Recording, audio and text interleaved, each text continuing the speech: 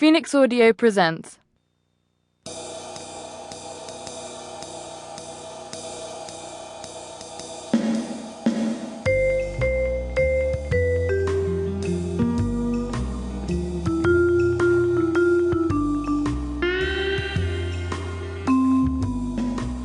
The Hitchhiker's Guide to the Galaxy by Douglas Adams. Live in concert. You don't get that, Douglas Adams? Yes. You're wanted upstairs. Oh, okay, thanks.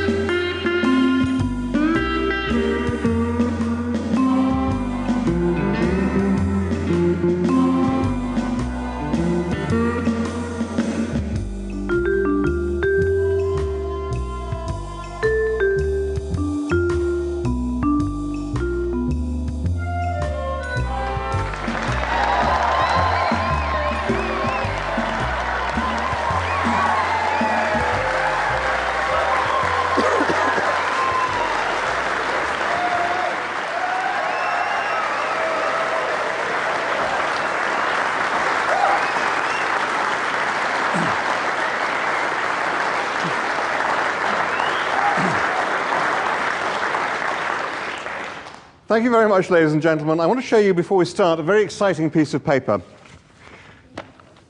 This is a very exciting piece of paper because I'm the only person in the room who knows what is on it. It's the very, very latest version of the running order, and they don't know it up at the back. So there may be some exciting moments.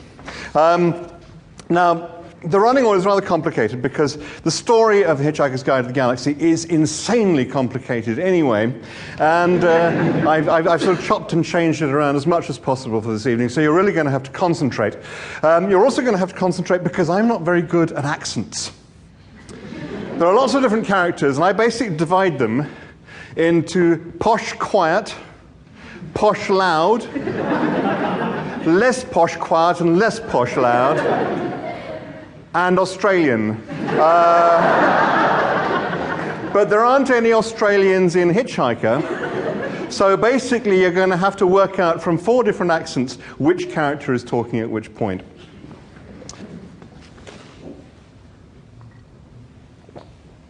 Now, jumping around here, I'm going to go to the beginning, just for the sake of a topical reference. I'm going to go to the beginning of Life, the Universe, and Everything.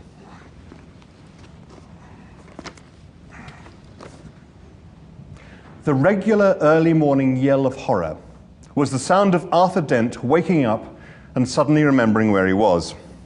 It wasn't just that the cave was cold. It wasn't just that it was damp and smelly. It was the fact that the cave was in the middle of Islington and there wasn't a bus due for 2 million years.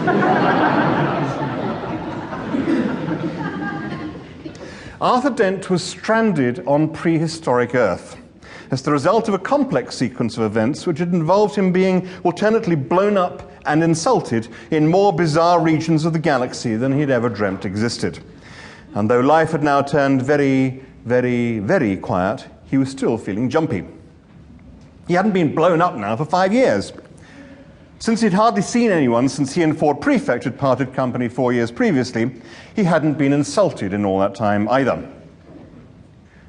Except just once. It had happened on a spring evening about 2 years previously. He was returning to his cave just a little after dusk when he became aware of lights flashing eerily through the clouds. He turned and stared, with hope suddenly clambering through his heart. Rescue, escape, the castaway's impossible dream, a ship!